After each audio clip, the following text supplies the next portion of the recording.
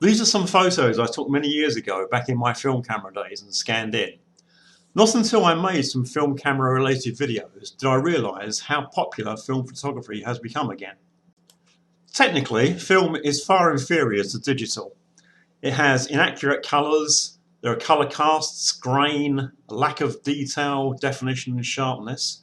However, people obviously like the look, and it gives old photos like these a sense of nostalgia.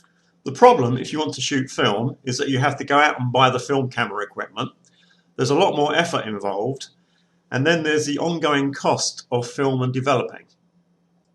This is my workflow for film photography, and when you compare it to my workflow for digital photography, you can see there's a big difference. To get the desired result, one alternative is simply to shoot in digital, which is very convenient, and then to give the images a film look in post-processing. In this video, I'm just going to look at three very simple ways to achieve that.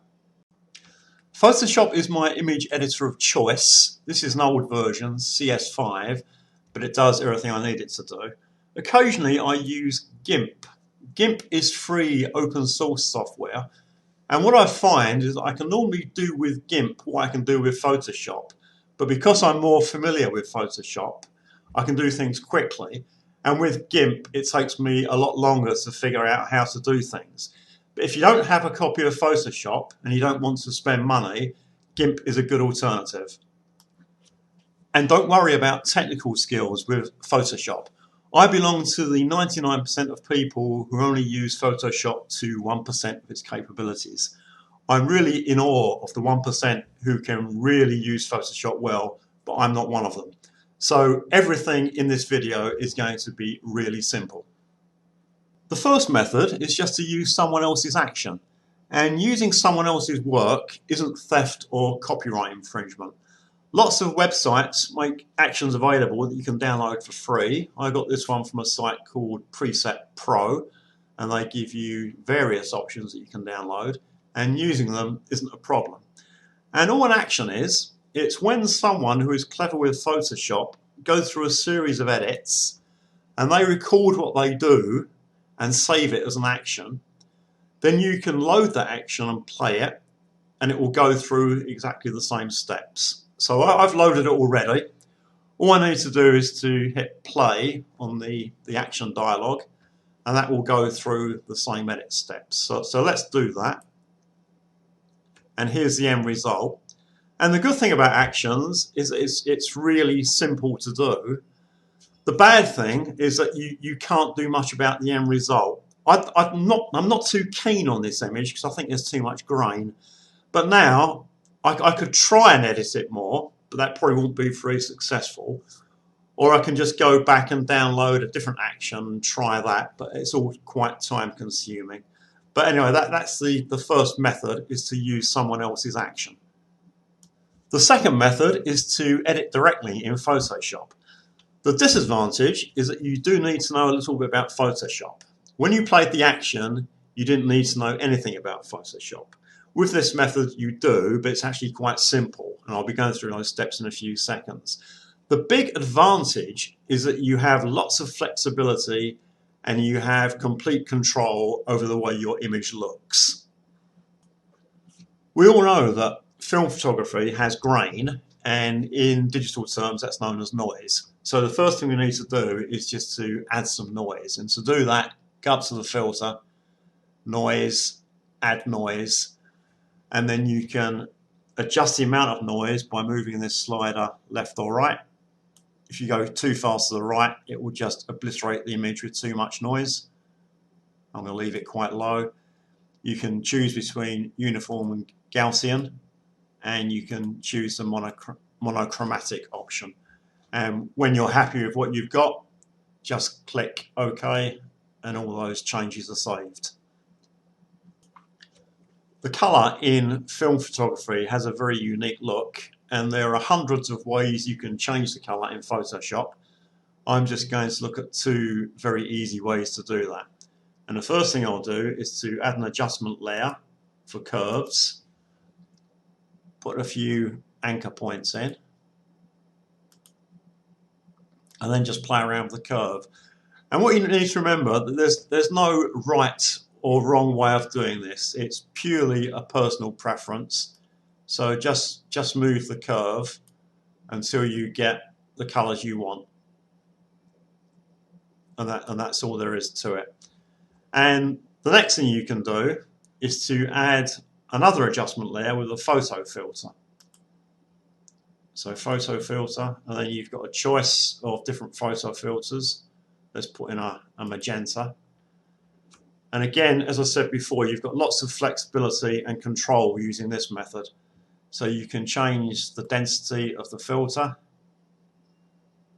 and you can also change the opacity of the layer.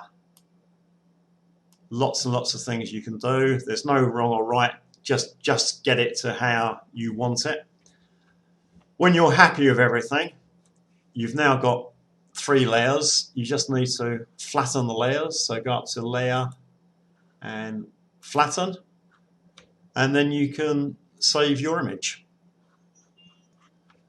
The third method is to use filters from the Nik collection. And the nice thing about this is that you have the advantages from the previous 2 methods without any of the disadvantages.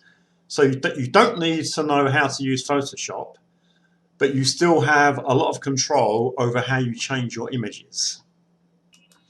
Before I get into using the filters, let's take a quick look at the history. Nik was a 1990s software enhancement company that made a filter collection which they sold for about $500. In 2012, the company was acquired by Google, who reduced the price and sold the filter collection for about $150. But then, for some reason, they decided to give it away for free, which is when I got my copy. In 2017, the company was acquired by DxO, who continue to develop the filters, which they still sell, but you can still get the original 2012 collection for free. And if you can get hold of a copy, which you should be able to by contacting DxO, the filters are very worthwhile having.